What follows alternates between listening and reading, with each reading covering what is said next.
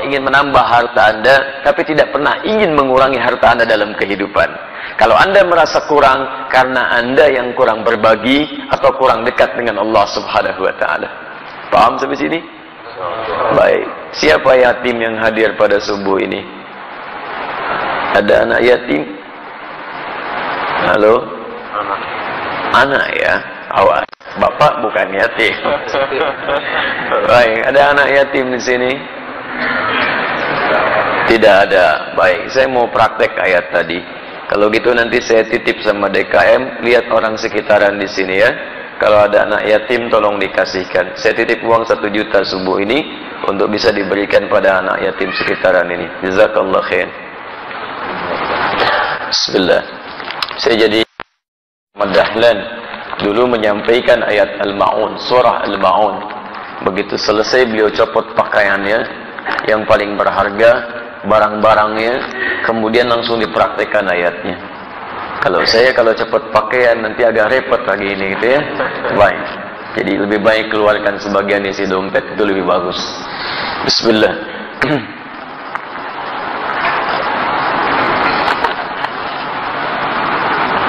Tolong dijawab ya Ustaz. Saya sudah 2 kali pertemuan, pertanyaan saya tidak sempat dibaca. Masya Allah. Masya Allah. Baik. Antum ini minta dibaca, minta dijawab. Baik kan? Karena ada yang minta dibaca, saya bacakan, cuman nggak saya jawab, gitu kan? Baik. Ya saya baca ini dulu ya, nanti saya jawab yang ini. Bismillah. Pak Ustaz, jika hukum jual beli dagang, hukumnya bagaimana? Boleh? Boleh dagang. Kalau tidak boleh, masa Nabi mempraktekkan dagang? Nabi kan pedagang. Bahkan sebelum jadi Nabi, sudah berjual beli. Beliau mengambil barang dagangan dari Sayyidah Khadijah, yang lantas kemudian jadi istri tercinta beliau dalam kehidupannya. Didampingi oleh Maisarah, kemudian berdagang sampai ke Syam. Ya, Masya Allah. Dan ketika berdagang, itu Nabi itu kalau dagang nggak pernah kembali modal, Pak. Nggak pernah kembali modal. Kembali untung. Untung lagi, untung lagi, untung lagi. Dan bukan cuma untung, yang berdagang dengan beliau, yang membeli, itu senang. Nggak bisa terbayang nggak? Beliau untung, pedagang lain juga merasa nyaman, dan pembeli juga merasa senang. Jarang-jarang ada orang begitu. Ya, jarang-jarang. Kalau pedagang untung, biasanya pembeli kecewa, gitu kan? Baik, umumnya demikian. Baik, sedapat mungkin Anda tawar supaya mendapatkan kenyamanan. Tapi kalau pembeli untung, pedagang kecewa. Silakan cek, pembeli misalnya nawarnya kebangetan.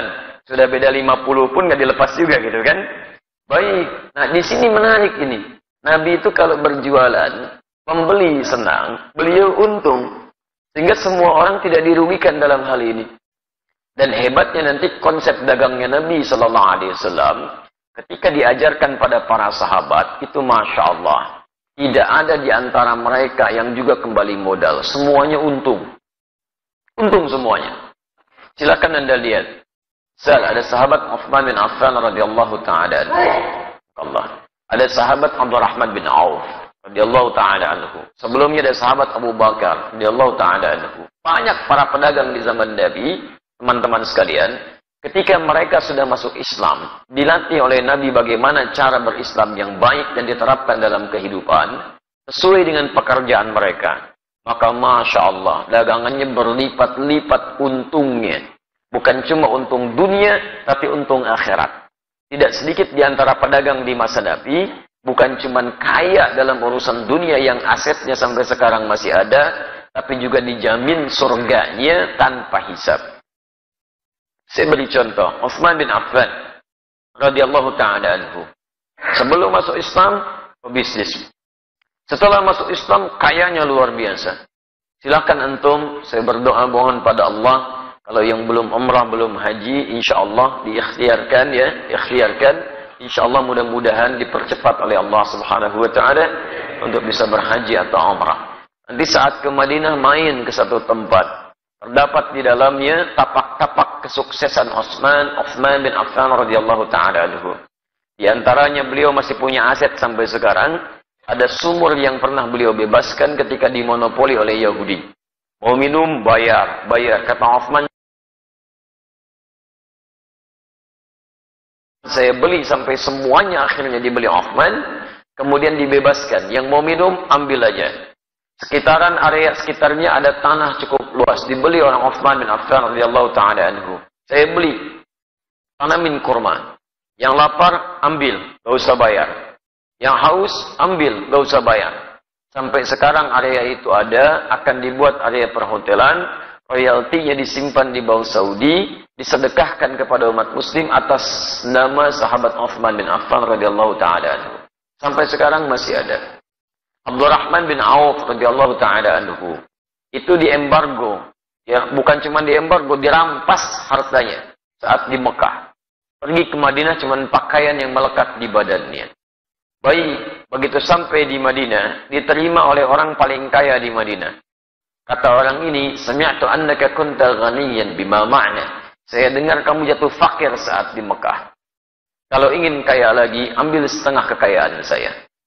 Kalau ingin menikah, cari pasangan, pilih pasangan terbaik di sini. Maka saya akan fasilitasi. Masya Allah. Teman-teman sekalian, apa jawabannya? Jazakallahu khairan bima ma'na. Semoga Allah berikan balasan terbaik untuk Anda. Hari ini ainal aswah. Cukup tunjukkan kepada saya di mana pusat bisnisnya. Dagang.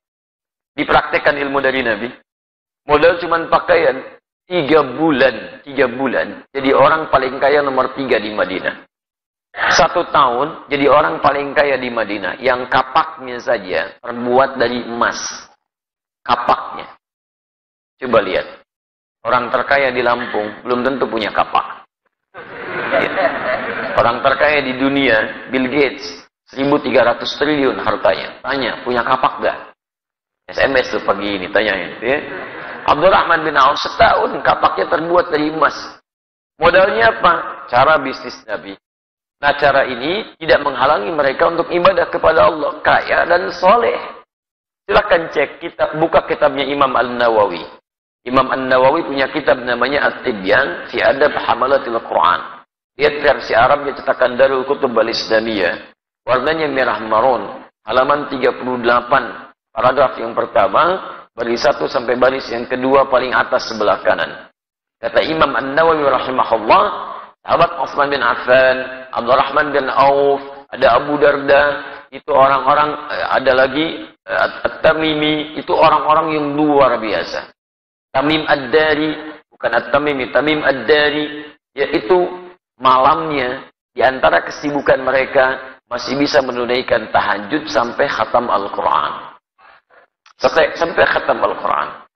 Jadi pendekatan kepada Allahnya luar biasa. Makanya Allah buka rezeki mereka lebih daripada yang lain. Jadi kalau Anda ingin dapatnya rumusnya begini. Kalau Anda punya permintaan yang lebih daripada orang lain, maka dekati Allah dengan cara ibadah yang lebih daripada orang lain. Orang lain tidur, Anda bangun. Orang lain sedikit-sedikit tidur, Anda sedikit tidur. Orang lain sedikit-sedikit makan, Anda sedikit makan. Puasa, rajin. Tahajud, rajin. Ikhtiar juga rajin. Nanti dengan ikhtiar itu Allah mudahkan jalan keluar Anda. Wa may yattaqillaha yaj'al lahu makhraja wa yarzuqhu min haitsu la yahtasib. Demikian di Quran surah ke-65 ayat 2 sampai 3. Nah, saya persingkat jawaban untuk pertanyaan Anda di sini. Kalau Anda ingin berubah lebih baik, itu dikumpulkan oleh para imam hadis dalam kitab-kitab hadis. Disebut dengan Kitabul Buyu', bab tentang pembahasan bisnis dari Nabi SAW. Saran saya, keluarkanlah ayat-ayat Quran yang berbicara tentang cara berdagang. Kemudian lihat tafsirannya dari Nabi. Buka kitab Imam Al-Bukhari misalnya. Buka Kitabul Buyu', bab tentang bisnis dari Nabi. Keluarkan itu, duduk dengan sesama pedagang. Jangan sendirian. Jangan ingin menguasai sendirian. Dulu teman-teman Nabi itu saling bersama-sama. Semua kaya, bahkan kaya banget. Ya, kumpul bareng-bareng. Kenapa antum gak kumpul para pedagang, pebisnis, pengusaha? Duduk bareng-bareng. Tilawahi ayatnya, hadisnya. Kemudian antum undang ustaz di bidangnya. Diskusikan. Praktekkan. Kalau nggak dipraktekkan kapan lagi? Ya silahkan kalau nggak percaya. Konsep itu sekarang diambil oleh orang Yahudi. Dipraktekkan oleh mereka. Cuma mereka tidak pernah mengungkapkan istilah kalau itu diambil dari hadis Nabi. Konsep syariah itu sekarang banyak diadopsi Pak di Eropa. Bahkan di Inggris sekarang sedang marak tuh. Di London macam-macam dikembangkan. Ya, kemudian oleh Yahudi dirubah istilahnya di Ventura. Ventura itu asalnya syariah. Cuma dimodifikasi oleh mereka untuk menampilkan sistem hukum yang kira-kira bisa awet gitu. Syariah sekarang itu luar biasa. Di non-muslim saja sudah mengejar-ngejar konsepnya. Kenapa kita yang punya tidak menerapkan? Paham ya? Baik, sudah saya baca, sudah saya jawab intinya. Ya, di persoalannya barangkali nanti sesuaikan lagi ya. Saya akan punya usaha. Saya beli alat di toko harga barang 1 juta. Modal 1 alat. Kemudian saya jual 2 juta atau 3 juta. Boleh tidak? Boleh. Antum jual 5 juta juga silakan kalau laku ya. Baik. Alhamdulillah. Yang penting antara din minkum ada yang ridha satu dengan yang lainnya. Kemudian tidak markup, tidak gharar, tidak menipu. Dan dalam di orang itu wajar menilai. Antum beli 1 juta, dijual 5 juta. Kalau kaidah boleh saja. Tapi kan juga pembeli akan melihat wajar apa tidak. Ya kalau tidak wajar, yang akan beli. Ya ada yang jual Nokia 3315 sekarang. Misal, dijual 10 juta. Ada yang beli nggak? Nggak ada. Modal antum cuma 100 ribu, dijual 10 juta gitu kan. Akan ada yang beli. Jadi kalau misalnya antum ingin jualan seperti ini, boleh-boleh saja. Lihat batas kewajaran, jangan menipu, jangan ada gharar. Kemudian yang paling penting juga hindari hal-hal yang dilarang seperti riba dan sebagainya. Paham ya? Baik, sudah saya baca, sudah saya jawab.